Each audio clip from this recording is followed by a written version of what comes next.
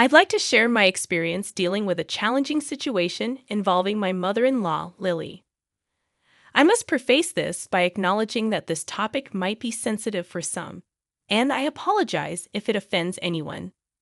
Lily has exhibited clear signs of racism, particularly towards individuals with a different skin color than hers. Unfortunately, this has become evident in her treatment of me, her daughter-in-law.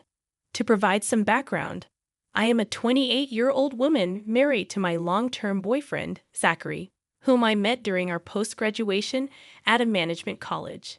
I am of Indian origin but was born and raised in Boston, while Zach is a white American. Ethnicity became a concern when Zach and I got serious about our relationship. Lily, my mother-in-law, had reservations about our union due to this difference. Despite her initial attempts to appear accepting, her true feelings of disdain were palpable. She would make comments about my ethnicity, emphasizing that it was the color of my skin that bothered her. Initially, during our dating phase, she seemed less aggressive about her disapproval. However, as the years passed and she witnessed our commitment to each other, her discomfort grew. She would openly address me using derogatory terms, even in the presence of Zach. This negativity escalated when Zach began discussing our future together. Lily's animosity extended beyond verbal remarks to mocking me directly, criticizing everything from my choice of clothing to personal habits. Despite being as American as she is, she consistently categorized white Americans as us and we, while referring to people of color as they. Eventually, Zach reached a point where he stopped visiting his family during festivities and special occasions due to Lily's behavior. While I valued family connections, I couldn't be happy with Zach cutting ties, as I cherished my own family deeply. Initially hesitant about marrying into a family where I felt unwelcome, Zach helped me understand the importance of setting boundaries and ensuring that our choices were respected. Even though my parents shared my concerns, Zach's father emerged as a supportive figure, assuring my parents that I would be loved and respected in the family. Despite Lily's disapproval, Zach's father emphasized that the decision to marry someone should be his, urging her to respect his choices and back off. I anticipated that she would cause a disruption at my wedding, but thankfully, everything went smoothly. Prior to the event, I was quite stressed, but my father and mother-in-law assured me they would handle her, and they did.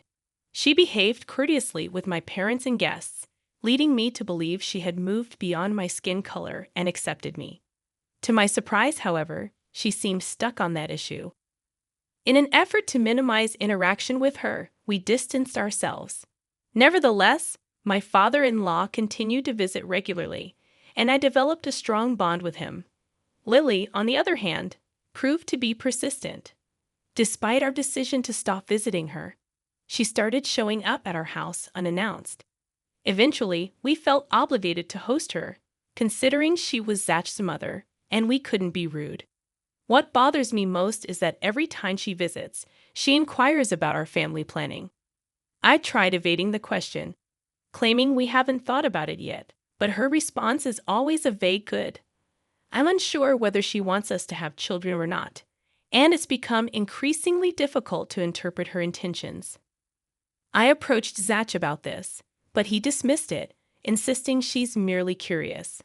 The problem is she never brings up the topic in front of him, making it challenging to convey the discomfort I feel from her body language and tone.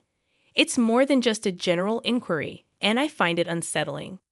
Recently, during her visit, I caught her searching through my bedside table drawer. It was a bizarre and creepy incident. I was occupied with a client call and informed her it would take about 45 minutes. She seemed fine with it, but when I later discovered the call had ended prematurely, I went to look for her. She had disappeared. Upon returning to the study to retrieve my phone, I heard scrambling noises from my bedroom. Zach wasn't home at the time, and upon entering the room, I found Lily near my bedside table, frantically searching through the drawer. Startled by my presence, she claimed to be looking for a vaporizer due to a cold. I offered her one, but she didn't use it, insisting she would check with my doctor later. Strangely, she didn't exhibit any signs of illness during her stay, making me recall previous instances where I had noticed my closet tampered with and my belongings displaced. Until now, I hadn't paid much attention to those occurrences. Looking back, I can't ignore the fact that during most of Lily's visits, she was at my house. It seems too frequent to be a mere coincidence. The problem is, while it's concerning, I can't bring myself to tell Zach. It's not that he wouldn't understand, but to him, it doesn't seem creepy that his mother was searching for a vaporizer in my drawer. I lack enough evidence to prove my observations, and I'm unclear about what she's even up to. Any advice on how to deal with this? Do you foresee anything? I just want to be alert before I'm caught off guard. Update number 1. Hey everyone, thanks for helping me break down Lily's intentions. If it weren't for you guys, I would have taken forever to figure out what she's up to. I made a list of all the possible things Lily could be behind, and the top assumption that made the most sense was a baby. I connected the dots, considering how she used to ask about having children and then started searching through my bag, closet, and drawer. She must be checking if we use protection, finding them in any of these places, and being reassured that we're not planning children yet. I know it's common for grandparents to expect grandchildren, but in that case, she could have asked us to plan instead of sneaking around. These were my assumptions, and as soon as you suggested it, I started playing around with her to confirm my doubts. I hid my pills and his protection in a different place, not accessible to her. I was careful with my bag and closet when she visited my home. Also, I started playing with my words while talking to her. The next time she asked if we were planning a baby, I blushed and said, "Yeah, we're kind of planning." The expected reaction should have been a positive one, but hers was, "No way, it's too early. You guys should enjoy your life first. The baby can wait." I've never heard a mother-in-law say this. It wasn't even advice, it was more of an instruction. Currently, I'm just enjoying this drama, teasing her that we're planning for a baby and relishing her reaction. I know it's a concern that she doesn't want us to have a baby, and I don't know why. Or maybe I do. I'll probably update you when I have more details about her intentions. This was just a quick update for everyone to have a good laugh, thanks to those who have been checking on my last post. Update number 2. Hey guys, this is going to be a longer one. I finally figured out Lily's intention behind all these creepy activities. After a month of teasing her that we were planning for a baby, she finally spoke out. One day, she visited us, and Zach was also home. We were 3 sitting together.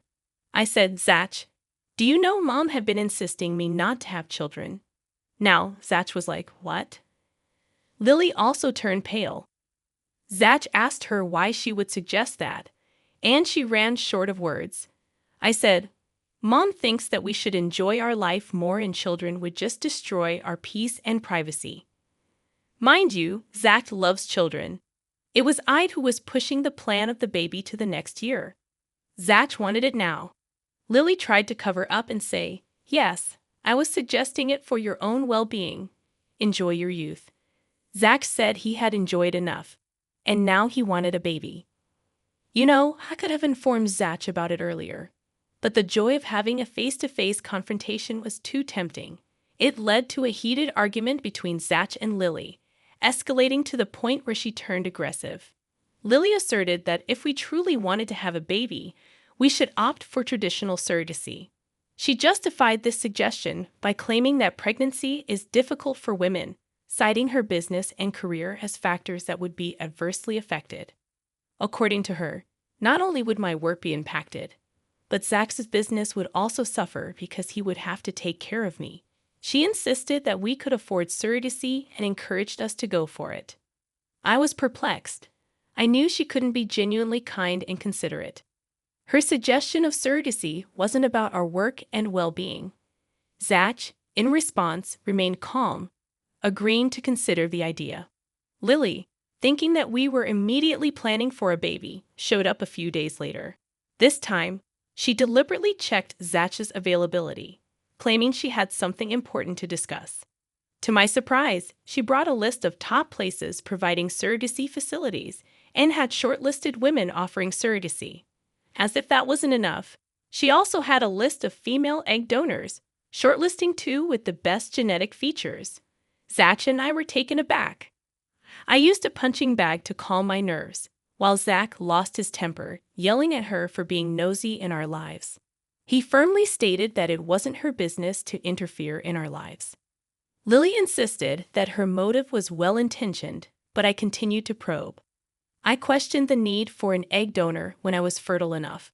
Finally, she blurted out, "Your egg is going to have a brown baby. I cannot let you guys color our genes." The outrageousness of her statement left us in shock. Zach would have resorted to physical confrontation if she wasn't his mother.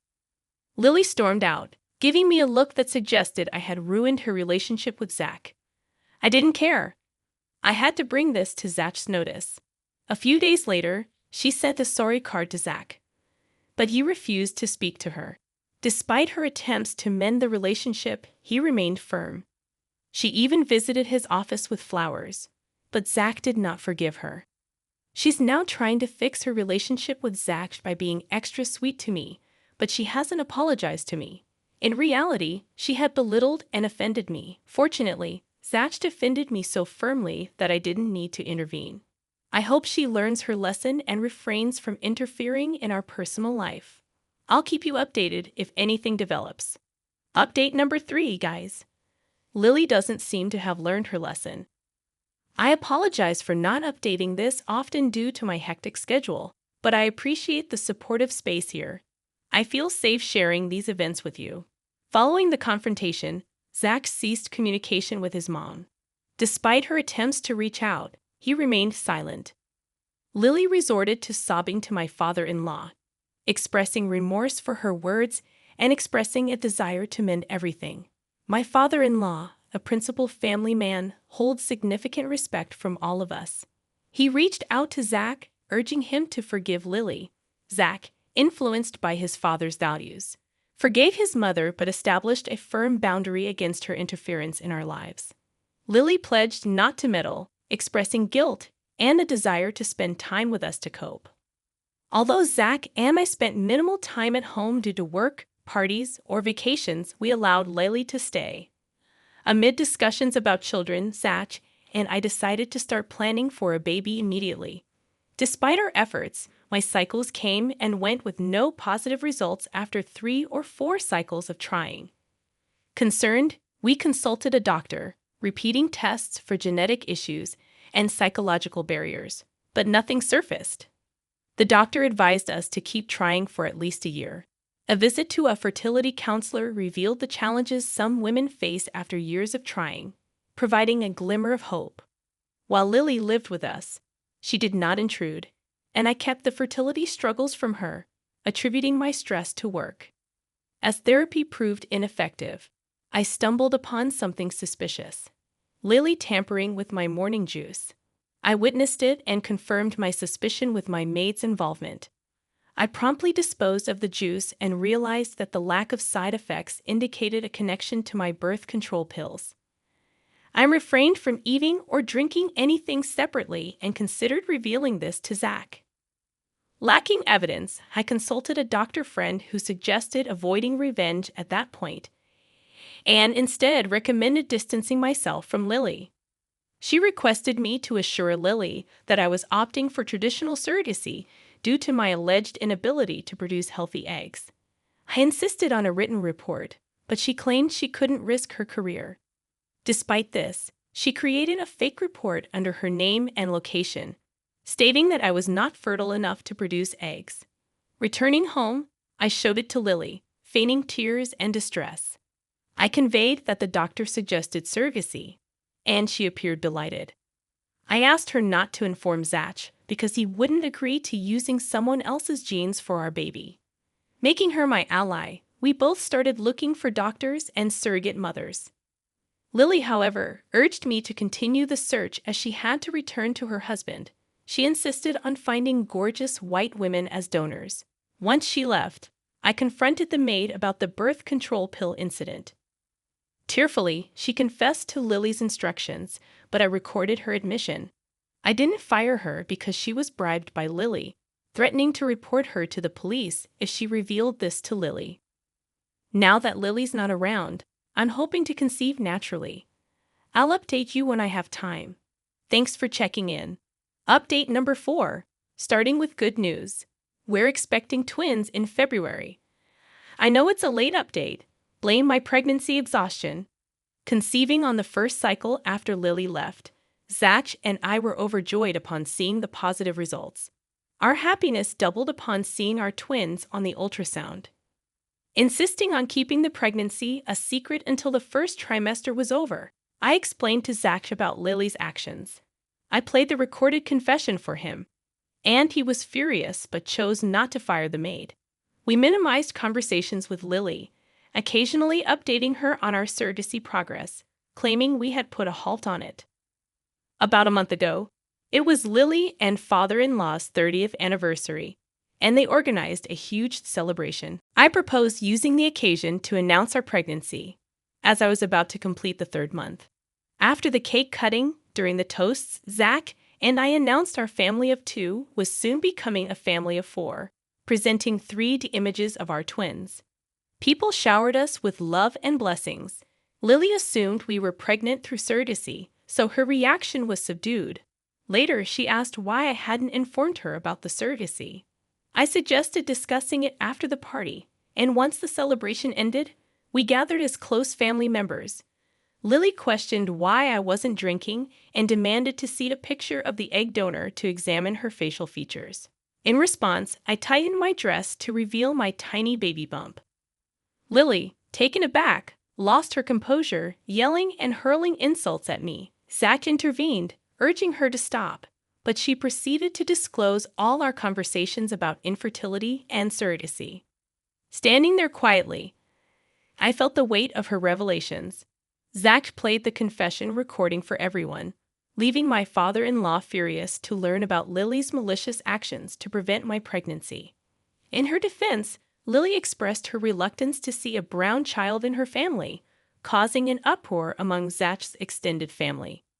Shouting and yelling ensued, primarily between Lily and the others present, including Zach's uncle, brother-in-law, and his wife. Lily continued making outrageous statements, and I couldn't hold back my tears any longer. My father-in-law sternly warned Lily that if she spoke one more word against me, he would divorce her. Zach asserted that she had done enough harm and banned her from our home and future children. Lily left the house, portraying herself as the victim, claiming nobody understood her. My father-in-law and others consoled and apologized to me for Lily's behavior.